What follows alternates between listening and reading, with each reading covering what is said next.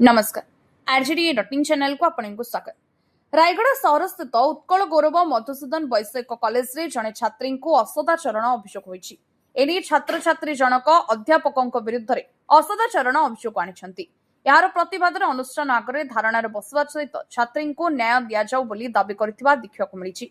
याको नै तीव्र उत्तेजना प्रकाश पाइथिला। घटना प्रकाश डिप्लोमा प्रथम सेमिस्टर जड़े छात्री को गणित विभाग अध्यापक प्रदीप त्रिपाठी असदाचरण करथिबा अभियोग होइथिला। एने छात्री जनक गत 25 तारिख रे अभियोग करथिले। या परे कॉलेज इंटरनल कमिटी जांच करथिले हे कोनोसी कार्यानुष्ठान परिवर्ते छात्री को मार्क काटी देबा नै धमक दिया जाइतबा छात्री जनक कहछंती। तेबे संपृक्त अध्यापक दोषी होइतिले हे तांको विरुद्ध रे कार्यानुष्ठान काहेकि निया जाय नै बोली कहछंती छात्र छात्री माने। घटना प्रकाश गत 25 तारिख रे अध्यापक जनक छात्री को असदाचरण करथिबा नै अध्यक्षों को अभियोग करथिले। पूर्वर मध्य संपृक्त अध्यापकों विरुद्ध में अभियोग होइतिबा नै अनुष्ठान छात्र छात्री माने प्रकाश करछंती। तेणु अभियोग पर कार्यानुष्ठान हेउनथिबारु छात्र छात्री धारणा बसते। अनुष्ठान भितर उत्तेजना प्रकाश पाई छात्र छात्री घेराव पर खबर पाई पुलिस कॉलेज रे पहुंचला।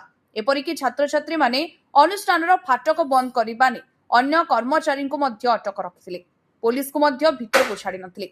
छात्र छात्री माने संपृक्त अध्यापकों विरुद्ध में कार्यानुष्ठान ग्रहण करने जीत धरी फाटक सम्मुखें बसते। एसडीपीओ गौर हरि साहू आईएससी प्रसन्न कुमार बेहरा छात्र छात्री को बुझासुझा करने सहित आईन अनुसार कार्यानुष्ठान ग्रहण कर खबर पाई सेठाकू रायगढ़ विधायक आपल समिका ड्रका वरिष्ठ कांग्रेस नेता दुर्गा प्रसाद पंडा पहुंची भितर को जाई पीड़िता छात्री सहित आलोचना करथिले। तथापि छात्र छात्री जिलापाल आसी समाधान करने को दाबी कर खबर पाई सेठाकू भाजपार टाउन सभापति राजेश पाणिग्राही, रंजिता कोड्रा, अश्विनी कंचड़ा, शांतनु सुबुद्धि, अनिल जाड़ी प्रमुख पहुंची छात्री सहित आलोचना करथिले। अन्यपटे खबर पाई आदिवासी नेता गंगाधर पुआला, रायगढ़ ब्लॉक उपाध्यक्ष हरप्रसाद हेप्रुका, तामराव बिड़िका, तपन पेदेंट्री, शमिता पाढ़ी, बीजेडी मादाराव कंडागरी, अनुसया माझी, पौर उपाध्यक्षा सुभ्रा पंडा समेत बीजेडी छात्र नेता विनायक पलाई, पटनूर मणिरत्नम और बहु संख्यार आदिवासी नेत्रा नेत्री उपस्थित रही पीड़िता छात्री को समर्थन पूर्वक थाना दाबी करथिले। घटनास्थल को रायगढ़ तहसिलदार प्रियदर्शिनी स्वाई पहुंची पीड़िता छात्री सहित आलोचना करथिले।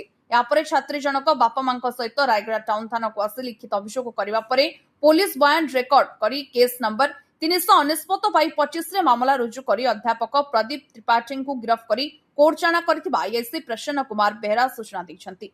अन्यपटे ए मामला को चापी नेबा पई कॉलेज कर्तृपक्षक समेत अन्य किछि युवगोष्ठी चेष्टा करिथिबा आदिवासी नेता गंगाधर पुआला और ब्लॉक उपाध्यक्ष हरप्रसाद हेप्रुका अभियोग करछंती।